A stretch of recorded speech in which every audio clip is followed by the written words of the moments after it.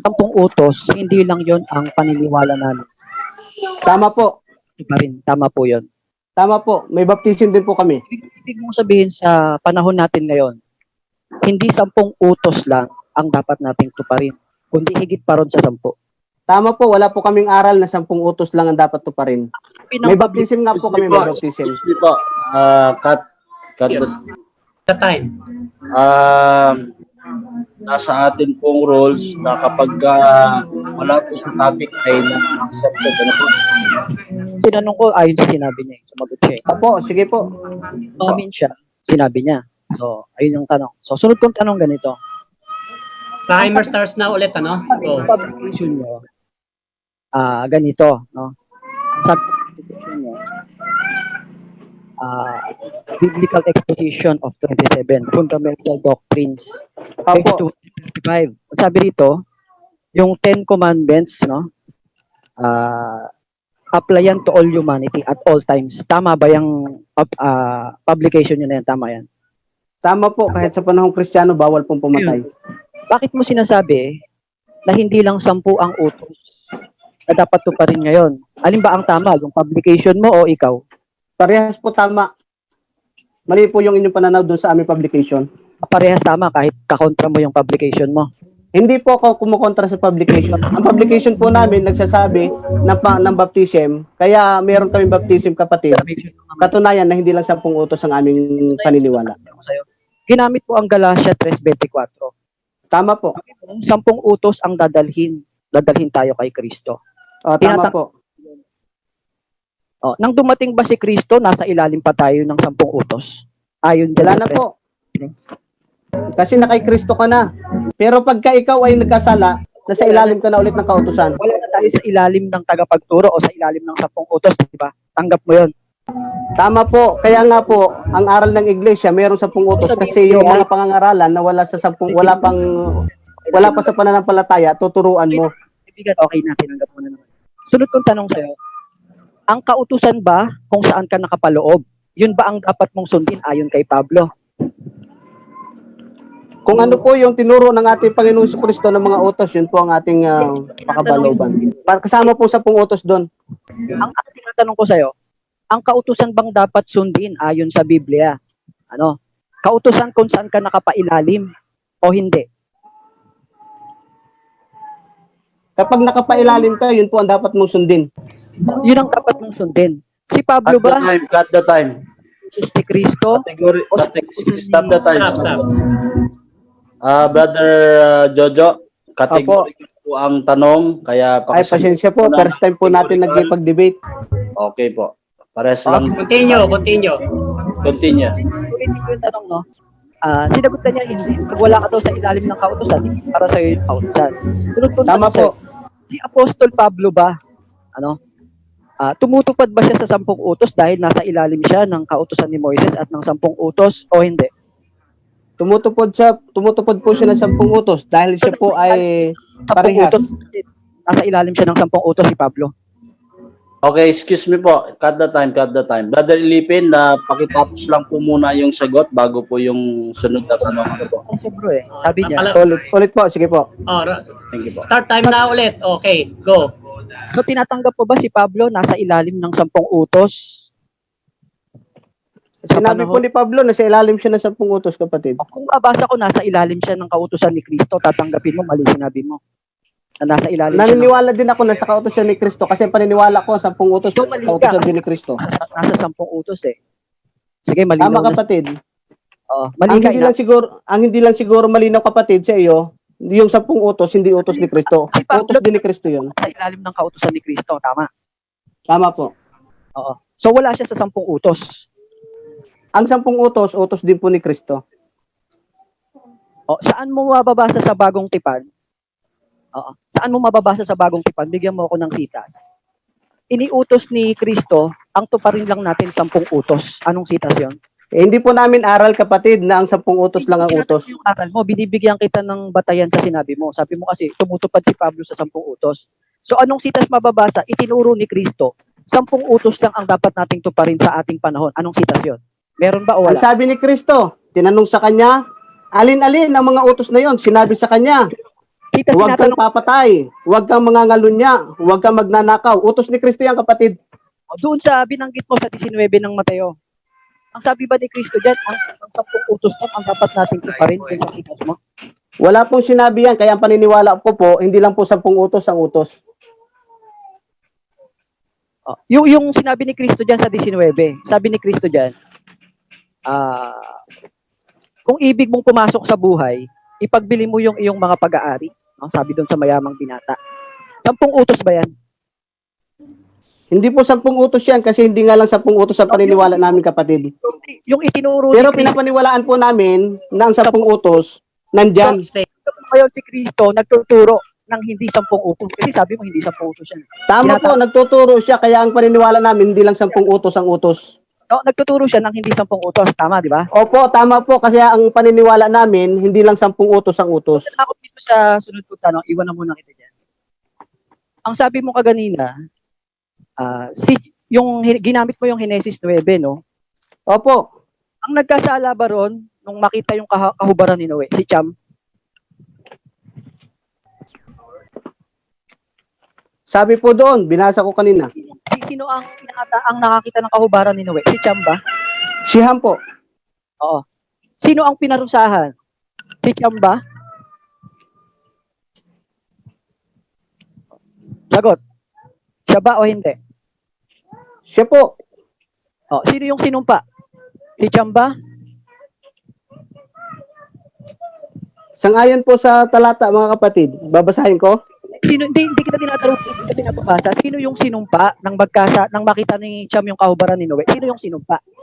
Si Cham ba? Opo, si Ham.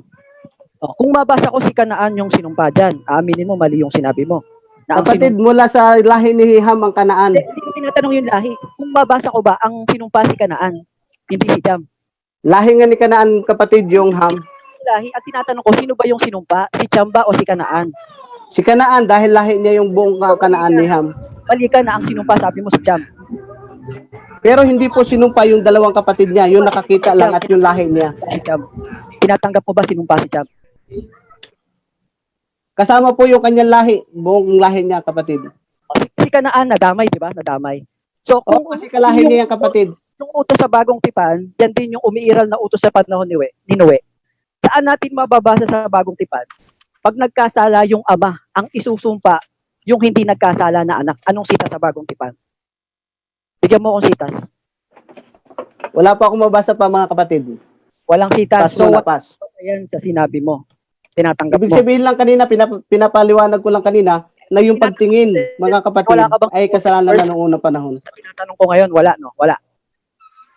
Sa bagong tipan, kung sino yung nagkasala, isusumpa yung anak niya at hindi yung nagkasala. Anong sitas sa bagong tipan? May sitas Siguro naman. pag-usapan natin, kapatid, yung 10 utos. Pwede ka namang yung utos. magpas eh. Pwede kang magpas kung di mo alam ang sagot. Pas ka na ba? Pas po. Salamat. Ngayon, sunod kong tanong sa'yo ganito. Ginamit mo yung Santiago, no? 2 talatang 10. Ngayon, Ano kung po? iba ko ang basa, ang Ano po, ulit po, hindi ko naintindihan. yung Santiago 2:10 binanggit mo.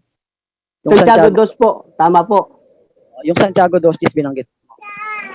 So, pinatutunayan mo ba sa Santiago 2:10, 10 utos ang itinuturo na dapat sundin o yung pagtupad lang? 2 minutes. Ang sabi po doon sa Santiago 2:10 hanggang 12, Oo, manner ba ng pagtupad ang tinutukoy diyan o yung 10 utos talaga ang dapat sundin? yung pagtupad po, mga kapatid, dapat Yung pa rin sundin. Yung manner o yung pagtupad mismo? O yung utos na dapat tuparin? Alin sa dalawa? Anong ibig mo sabihin, kapatid, sa manner? Yung paraan ng pagtupad o yung mismong 10 utos ang susundin ayon diyan sa 2:10? Kasama po yung paraan at saka yung mismong utos na susundin. So pareho. So kung ibababa ako ang basa, ang tinutukoy bang kautusan ni Santiago, sakdal na kautusan? Sakdal po, nakautusan. Sa panahon ba ni Santiago ng mga Kristiyano, yung kautusang nauna bago yung bagong tipan, sakdal ba yon? Opo, kapatid. Oo. Kung mabasa ko sa Biblia, no? Kung Yung ako nauna, makabasa kapatid, nasakdal yon. hindi nasakdal yung kautusan na yun. Tatanggapin mo, mali ka. Kung mabasa ko kapatid, nasakdal. Aminin mo rin, mali ka. Ano, Excuse me po, cut the time. Pakisagot lang po, Mr. Negative. pakisagot. Salamat po. Nabasa ko ba sa Biblia, yung sakdal na kautusan na tinutukoy ni Santiago? Patunayan mo na lang mamaya kapatid na yung pagpatay ay nawala na. Ang tanong ko sa'yo, kung mabasa ko ba yung kautusan na nauna sa bagong tipan, hindi na ikasasakdal sa time ng mga apostol? Yung Tatanggapin 10 utos kapatid, sakdal yon. o kung mabasa ko nga na hindi na sakdal yun, na sinusulat ni Santiago yung talata. Time na po. Okay, thank you so much. Dito po natatapos ang cross-examine sa atin pong negative. Ngayon po dadako tayo sa another 10 minutes presentation ng atin pong affirmative. Kung ready na po kayo, Di ba nag-present na siya? Rebutal na yata eh. Timer. Timer starts. rebuttal, first rebuttal ng ating affirmative. Timer starts now, ano? 1, 2, 3. Ganito po, no? So, paki-remind po ako kapag 10 minutes na lang ako. So, isa-isahin natin yung mga sinabi niya. No? Bagamat hindi ko kumpletong naitanong yung mga dapat kong itinatanong sa kanya. Sa Genesis 9, ano? Para sabihin mo na ang utos na umiiral, na dapat ipairal sa panahon na yan, eh yung nasa bagong tipan, wala pa naman si Kristo dyan sa lupa eh. Yung ebanghelyo ni Kristo, ano, ibinigay ni Kristo yun sa mga apostol sa pamamagitan ng Espiritu Santo bago siya umakyat sa langit. Gawa 1:2. So ang Diyos nagsasalita sa bawat panahon. Ano, sa iba't ibang panahon, sa iba't ibang paraan. Kaya sa panahon ng mga patriarka, wala pang bagong tipan na iniaaral para doon tumupad yung mga tao sa panahon na yon. Ngayon, sinitas ko sa kanya, saan mo mababasa na kapag ang nagkasala yung ama, ang susumpain yung anak sa bagong tipan? Wala siyang naibigay na sitas. Ibig sabihin, nagbibigay lang siya ng pakahulugan niya sa talata. No? Wala siyang batayan sa bagong tipan. Samantalang ang nakakita ng kahubaran sa 9 si Jam, no? Ang sinumpa si Kanaan eh. Diba? So, wala siyang maipakita sa aking sitas na kapag nagkasala yung anak ay yung ama, eh madadamay sa kasalanan yung anak sa bagong tipan. No? Wala siyang batayan doon, no? Katunayan, sa Biblia kasi kung sino magkasala, siya yung aatangan ng kasalanan, 18:20. So wala siyang batayan sa Biblia. Akala ko. Kaya ganito, sinabit niya yung Santiago 2:10, no? Ang sabi ko sa kanya, ang tinutukoy ba dyan, manner ng pagtupad o yung mismong susundin? Kasi bakit ba sinight ni Santiago yung Santiago 2:10? Ang ipinapakita lang ni Santiago dyan, yung manner ng pagtupad. Hindi mismo yung 10 utos ang tutuparin. Katunayan, yung Santiago 2:10, ibababa ko lang ang basa. No?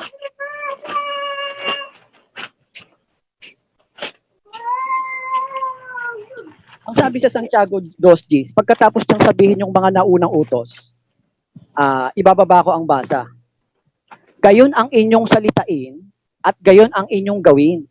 Gaya ng mga taong huhukuman sa pamamagitan ng kautusan ng kalayaan. So ang ipinapakita lang ni Santiago rito, ang manner ng pagtupad, dapat buo. Sa panahong Israel kasi, 12:32 ng Deuteronomio, pagtutupad ka, buong pagtupad. Ano bang iniuutos ko sa'yo? Siya mong isasagawa, huwag mong dadagdagan, ibabawasan. Yun lang ang tinutukoy ni Santiago dyan, yung manner kung paano mo tutuparin. Yung utos na nakapaloob sa'yo. Pero kung ang utos, kung saan ka nakapailalim sa utosan ni Kristo, sa ganung manner mo rin dapat sundin mong buo. Kaya nakasulat yan dun sa Mateo 28:19 hanggang 20. So ang ipinapakita ni Santiago dyan, natutuparin mo, sakdal na kautusan. Itataas mo lang sa 1:25. Ngunit ang nagsisiyasat ng sakdal na kautusan, ang kautusan ng kalayaan, yun ang ebanghelyo ni Kristo. Yun ang kautusan ni Moises. Kasi ang sabi sa Biblia, kung nasaan ang Espiritu ng Panginoon, doon ay may kalayaan.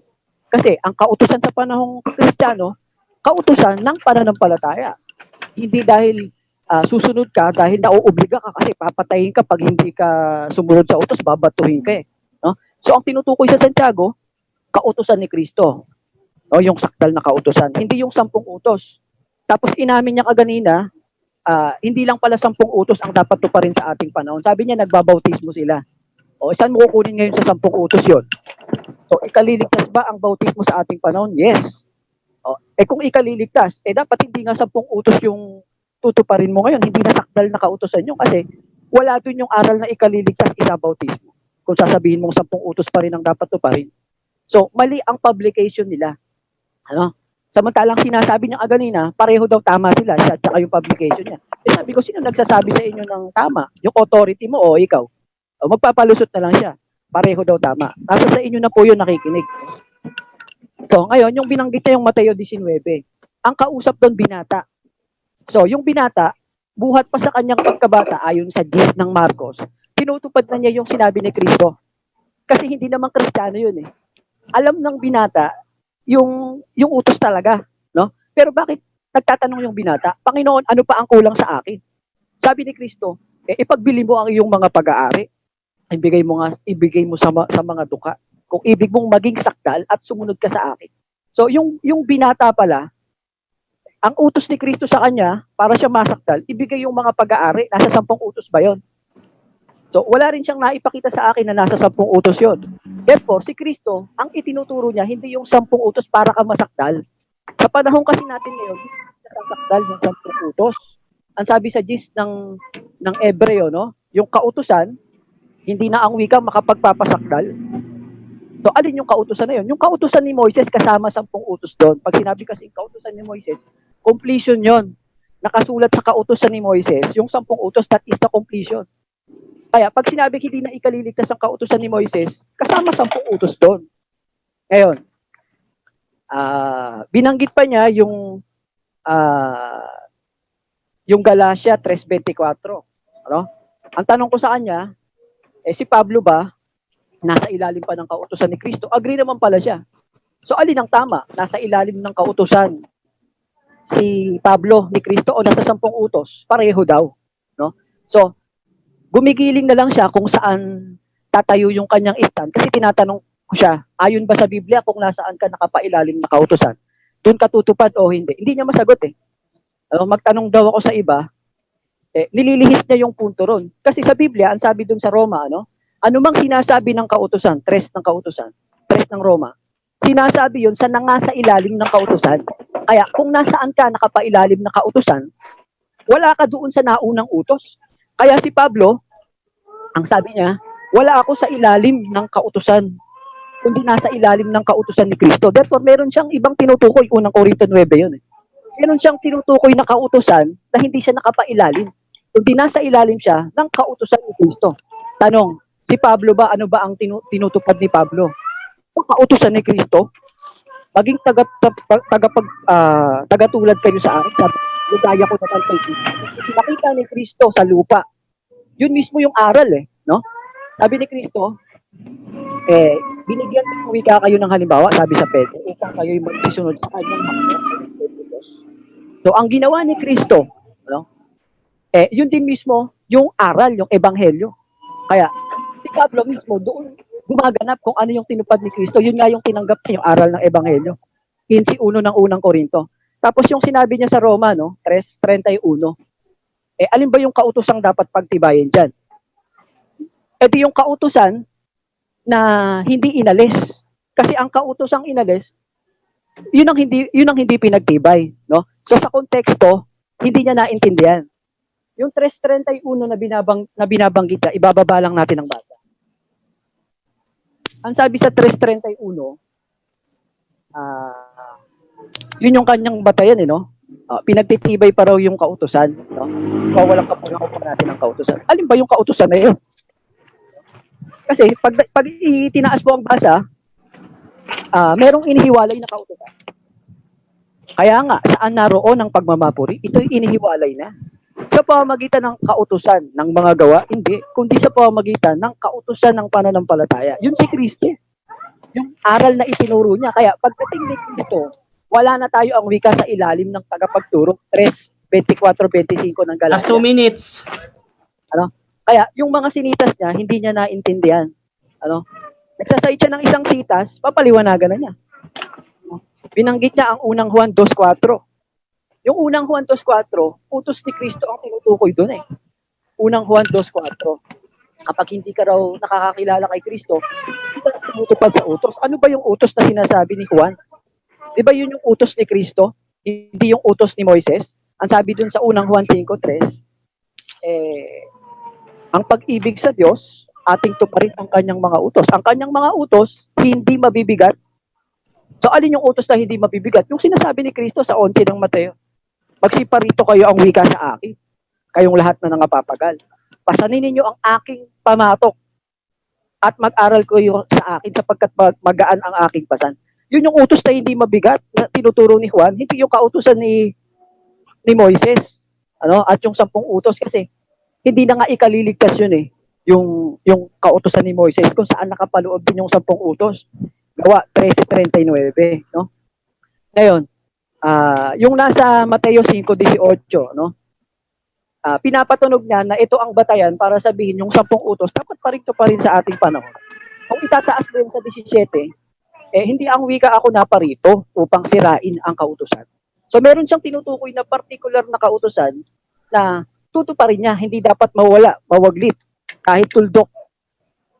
Nangyari ba yon sa ating Panginoong Kristo? Kaya nang mamatay ang ating Panginoong Kristo, sabi niya dun sa Mateo, Panginoon, naganap na. Bakit na sinabi yun? Kasi meron siyang kautusan na gaganapin sa kanya. Dapat, pulido yung pagkatupad niya. Solid dapat yung pagkatupad niya ron dun sa kautusang para sa kanya. Kaya ang sabi dun sa Ebreo, pumarito siya sa aklat na susulat. Time na po, time. Time na. Time na.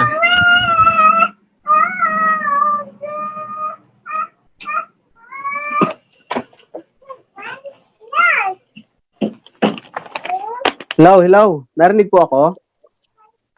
Sige, tuloy. Hello. Umpisa na po ba tanungan? Okay, pag sinabi kong start, ha? Okay, timer starts now. Sa inyo kapatid, may pagdidisiplina ba sa inyong iglesia? Sa aral ni Pablo, no, yun mismo ang disiplina. Doon kami nagbabatay. Yung nangalunya sa puso, dinidisiplina nyo ba, kapatid? Sabi nga ni Kristo kapag tumingin ka sa isang babae, taglayin mo yung masamang puso, ay yung masamang hangad, nagkakasala ka na. Dinidisiplina nyo po sa iglesia ninyo, yung nagkasala sa puso? Dinidisiplina ng aral ni Kristo. Sa inyong iglesia po?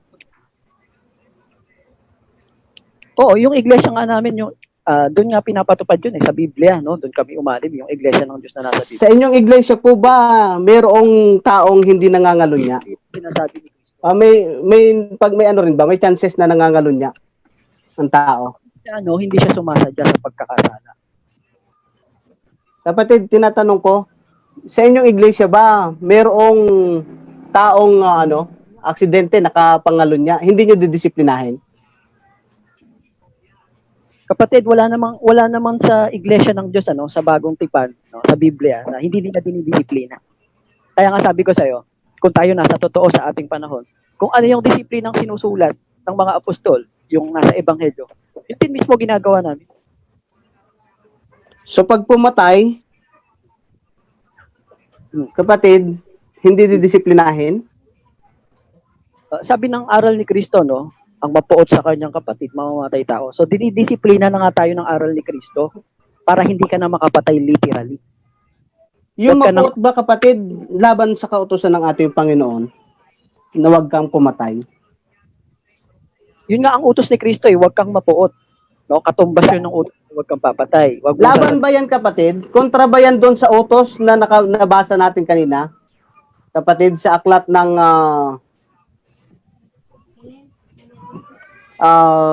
Leviticus 19 verse 17. Kontra ba yan doon sa lumang tipan na wag mapuot? Ito sagot ko sa iyo, kaibigan, no? Magkaiba yan, no?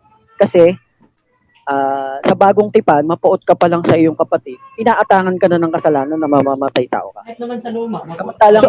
So itong nasa Leviticus 19 verse 17, huwag mong kapuutan ang iyong kapatid. Hindi yung kasalanan nito. Sa Levitico 19, halimbawa, nagkaroon ka ng puot sa puso mo. Wala ka namang saksi. Wala ka namang 2 o 3 saksi. Hindi ka babatuhin ng walang awa. Pero Samantalang kasalanan, kapatid, kasalanan hindi. may saksi kay wala. Nakikita ng Diyos sa puso mo. Kapag napuot ka, inaatangan ka na ng kasalanan. Wala, may nakalagay ba dito, kapatid, sa Leviticus 19 verse 17 na kapag napuot, kinakailangan ng saksi? O, nasa Ebreo, kapatid.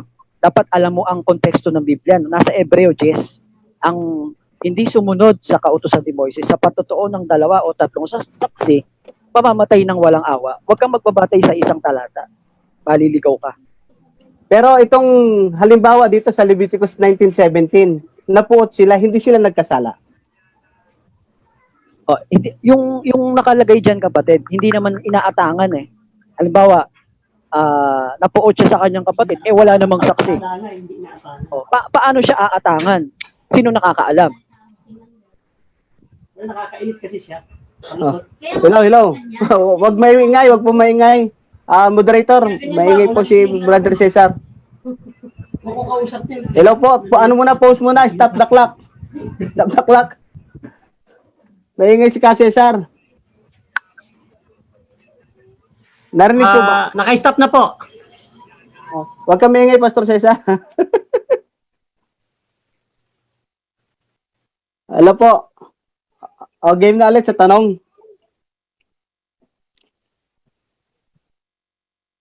Hello. Game na ulit. Napakinggan po ba ako?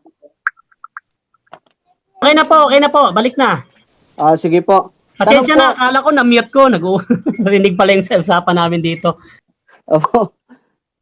Okay po. Yan. Sa inyo pong binasa kanina sa aklat ng unang Pedro 2, ano ba yan? Unang Pedro 1:29 ba yon, kapatid? Anong talata yung kapatid? Anong diwa ba? Magsisunod kayo sa kanyang mga hakbang. Oo. Anong tanong mo doon? Si Kristo ba sumunod sa sa 10 utos? Nung nangangaral na si Kristo na siya. Si Kristo ba sumunod sa 10 utos? Sumunod sa kautosan ni Moises nung nangangaral na siya. Sumunod po ba siya sa 10 utos, kapatid, o hindi? Yung nangangaral si Kristo, kapatid, hindi siya sumusunod sa kautosan ni Moises. Kasi hindi na So, ibig sabihin, binibintangan mo ang Panginoon na pumatay siya, kapatid? Ganun ba yan? sa Biblia yun kapatid. 39 ng Kapatid, sa 10 utos, huwag kang pumatay. Pumatay ba si Kristo? sinasagot ko muna yung unang mong tanong. Sabi Opo, ni sige po. Kristo, hindi na ikaliligtas yung kautusan ni Moises. So, turo yun galing kay Kristo. Ngayon, hindi porki si Kristo hindi pumapatay, sumusunod siya sa 10 utos. Si Kristo kasi, ang tutuparin niyang kautusan, yung nasusulat tungkol sa kanya, yung mga hula sa matandang tipan. Si Kristo, hindi naman siya pwedeng magkasala, hindi siya nagkasala. So, hindi siya nagkasala, kapatid, sa 10 utos? Wala siyang kasalanan na ginawa. Hindi nga siya nagkasala sa 10 utos? Hindi naman siya nakapailalim sa 10 utos Kung siya, ibig sabihin, sumunod siya sa 10 utos, kapatid? Maling sabihin nga natin na sumunod siya sa 10 utos. Kasi si Sino ba Kristo, nakapailalim sa utos, kapatid? Yung tumutupad, yung hindi tumutupad? ang sinunod ni Kristo, kapatid, no, yung ipinangaral niya. Sino po ang nasa ilalim ng kautusan? Yung tumutupad, yung hindi tumutupad? Sinong partikular? Kaninong partikular na Sa tao? banal na kasulatan, kapatid, sino ang nasa ilalim O, ng 10 ganito, utos? Ng kautusan? Yung tumutupad, hindi tumutupad? ganito. Kapag Kristiyano ka, ang nasa ilalim ka ng kautusan ni Kristo. Nawawala? Hello po? Kristo. Pero kung nasa ilalim ka naman ng kautusan ni Moises, Nawawala po? Hello po? hello, Mami, huwag ka muna gumamit yan. malinaw naman ako Nawawala. Tuloy lang. Malinaw, bro, Jojo. Hello po, hello. Hello. Mahina siguro yung signal niya. Daklak po, baka meron. Sige, stop the clock muna, Pastor. Oo. Ilan pang time, Pastor Cesar? Hello. Sa akin lang po ba hindi klaro? Sa akin lang hindi klaro kasi hindi clear yung ano sa akin. 3 minutes 59 pa lang ang nagagastos. 4 Ilan po? minutes na. 4 minutes na. 4 minutes. Sa akin lang po ba hindi klaro? Oo, sa'yo mahina signal mo. Mahina signal mo. Narinig niyo siya? Kaya nagro-robot yung pandinig mo. Ah, Bro, basta yung rules lang natin, bro, Jojo. Pag categorical yung tanong mo, bigyan mo siya ng 15 seconds. Opo, salamat. Pasensya po. Opo. Ngayon lang po ako nakipag-usap ng ganitong pakikipag-usap. Salamat Pero po. tapos orasan na lang namin ng 15 seconds. Pag sobra, ang sasabihin lang po namin, next question po. Opo. Okay na?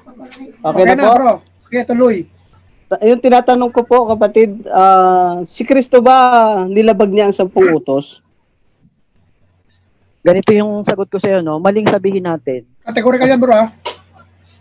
Wala kasi sa choices mo yung tanong, no? Mali kasing sabihin natin na si Kristo sumunod sa 10 utos. Ang sinunod ni Kristo, pagpunta niya sa lupa, yung mga hulang nakasulat sa kanya. No? Nakasulat yan dun sa aklat ni Lucas, saka dun sa Ebreo. Yun yung kautosang gaganapin niya sa lupa. Yung mga hula sa kautosan, patungkol sa kanya. Next question. Yun. Sa Mateo 5 po, kapatid, sa 17, nabanggit mo ito kanina, huwag ninyong isipin ako'y pumarito kundi upang sirain ang kautosan o ang propeta. Pumarito ako hindi upang sirain kundi upang tuparin ang mga ito. Sinira niya ba ang kautosan o sinunod niya o hindi? Tinupad niya yung Categorical ulit. categorical. Sinunod niya yung kautosang sinasabi diyan, pero hindi 10 utos yun at kautosan ni Moises. Nasa Lucas 24, no? Yung mga hula yun na nakasulat. Ano ang ebidensya mo, kapatid, na yan ay hindi utos na hindi kasamang 10 utos diyan? Nasa Lucas Aklat ng Mateo. 24, no? Nakasulat yun. Ang tinupad Yung Mateo po ang ating pinag-uusapan. Mateo 5. sa'yo yung nasa Lucas. Pag sinabi bang nomos, kapatid, kasama 10 utos, hindi kasama.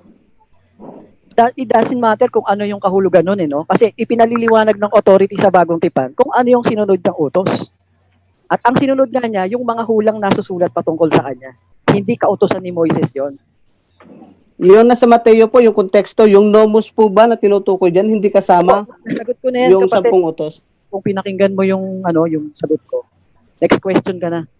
Kasi sayang yung So, hindi sa pagkaintindi ko, hindi nagkasala si Kristo, kapatid, ano?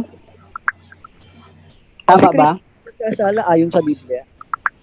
Ngayon ang tanong, dito sabi mo sabi sa banal na kasulatan na ginamit mo na sundan ang kanyang mga hakbang.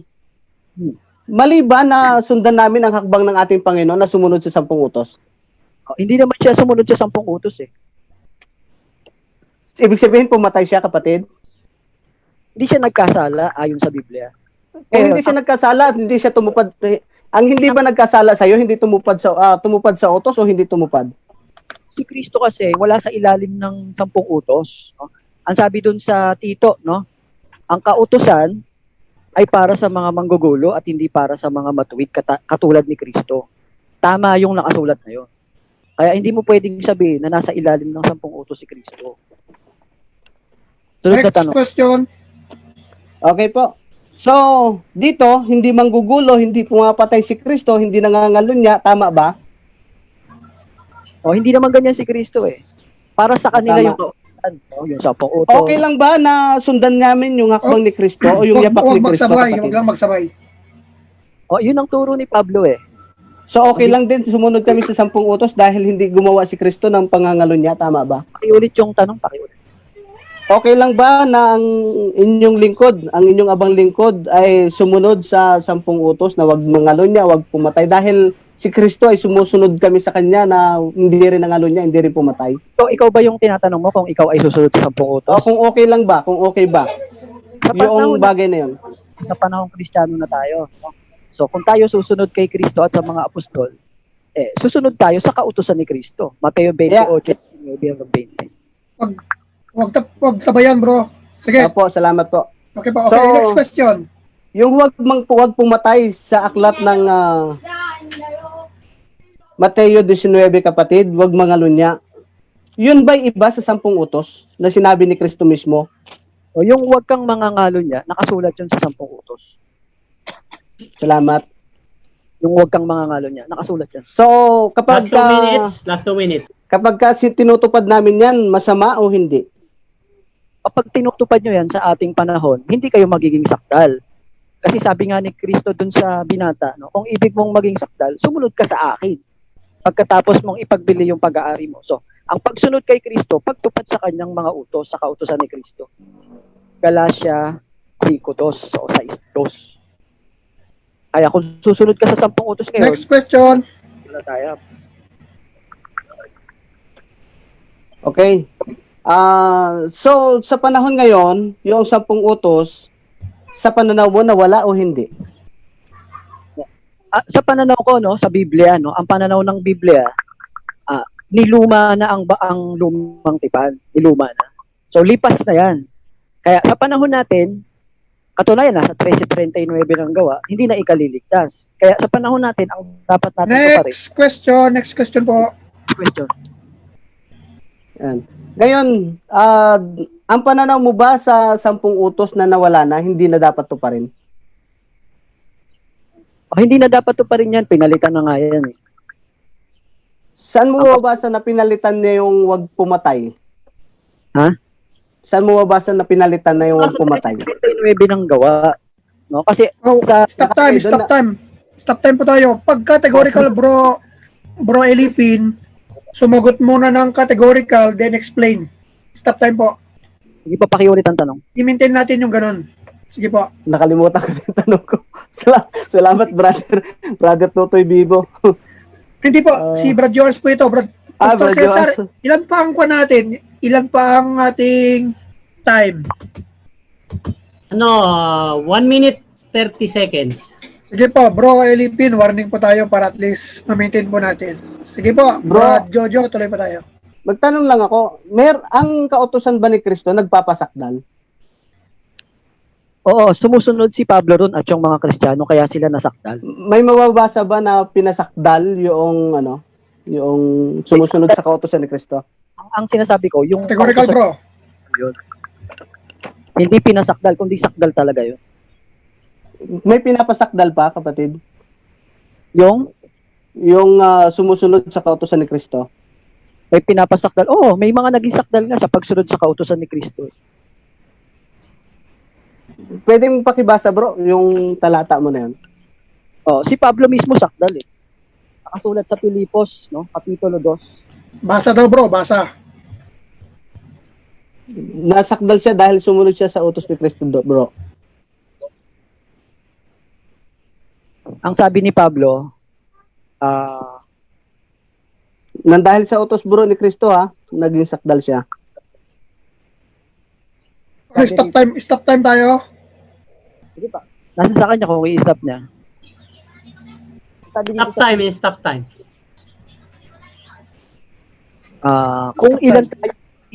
kung ilan tayong mga sakdal na mag-isip ng gayon. Ano bang hindi ko inaaring inabot na sa 3, no? Great. Sige po, tuloy, bro. Sabi rito, nagtutumulin ako, ito sa 13, mga kapatid ko, no? Kausap niya mga kapatid sa Kristiyano. Hindi ko inaring inabot, datapot isang bagay ang ginagawa ko. Nililimot ang mga bagay na nasa likuran, tinutungo ang mga bagay na hinaharap. Nagtutumulin ako sa hangganan ng Stop time. sa 15, yun yung binabanggit ng sakdal. Tapos na po? Tapos na? Time na. Tapos na yung